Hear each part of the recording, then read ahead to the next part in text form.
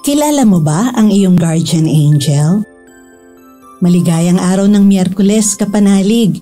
Kapistahan po ngayon ng ating guardian angels o mga banal na anghel na tagapagtanod. Happy feast day po sa lahat ng ipinangalan sa mga anghel. Ito po si Sister Rose Agtarap ng Daughters of St. Paul para sa mabuting balita. Pagnilayan na po natin ang ebanghelyo ngayon.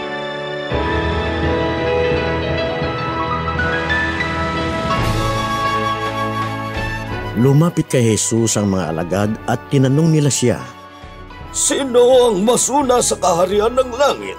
Tinawag ni Jesus ang isang maliit na bata at ipinagitna sa kanila at sinabi, "Sinasabi ko sa inyo na hanggang hindi kayo nagbabago at nagiging katulad ng maliliit na bata, hindi kayo makapapasok sa kaharian ng langit.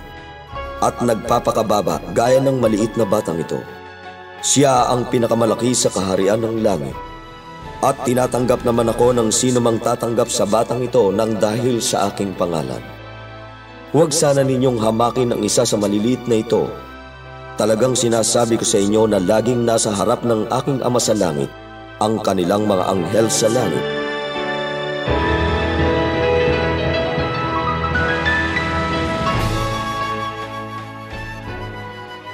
Nagbahagi po si Sister Edith Leda ng Daughters of St. Paul sa ating pagninilay ngayon. Sinabi ng Panginoong Hesus sa mabuting balita, hanggang hindi kayo nagbabago at nagiging tulad ng maliliit na bata, hindi kayo makakapasok sa kaharian ng langit.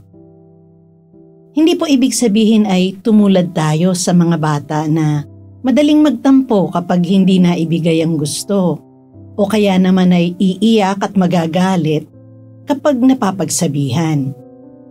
Dito ay hinihikayat po tayong maging mababang loob.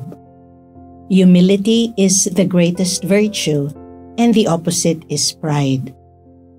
Ang bata, kahit magtampo, ay madaling mapaamo.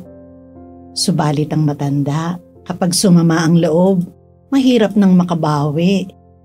May nagsasabi pa nga ng, "Ay nako, magpapantay muna ang aking mga paa bago ako sumuko at makipag-ayos." Huli na po, di po ba? Paano tayo makakapasok sa kaharian ng langit kung mas pahalagahan natin ang amor proprio o ang ating pride? Alam ng Diyos na hindi madaling isabuhay ang ating pananampalataya. Kaya binigyan niya tayo ng banal na anghel na tagapagtanod. Oo, kapanalig, may guardian angel ang bawat isa sa atin upang tayo ay tanglawan at tanuran, akayin at pamahalaan. Kilala mo ba siya? Ngayong kapistahan ng ating Anghel de la Guardia, kausapin mo siya at pakinggan. Manalangin ka sa kanya bago ka umalis ng bahay, kapag maglalakbay, kung kailangan mong magdesisyon, kapag nahihirapan o nalulungkot o may matinding pangangailangan.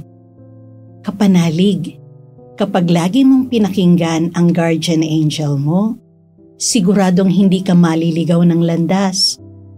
Kasi sabi nga ni Jesus, ang mga anghel natin ay laging nasa harapan ng Diyos Ama. Manalangin tayo sa Kanya. Anghel ng Diyos, tanod kong mahal, pag-ibig niya ang sayo'y naglagay sa aking piling sa lahat ng araw, upang ako'y tanglawan at tanuran, akayin at pamahalaan. Amen. Mga kapanalig, suportahan po ninyo ang aming misyon.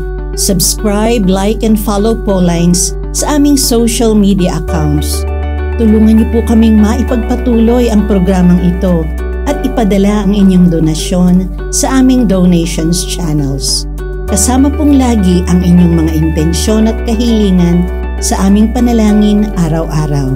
Ito pong muli si Sister Rose na nag-aanyaya sa inyong manalangin sa ating mahal na Inang Maria.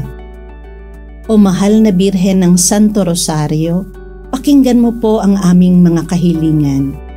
Sa bawat panalangin namin sa mga butil ng Santo Rosario, madama nawa namin ang iyong makainang pagmamahal at pag-aaruga.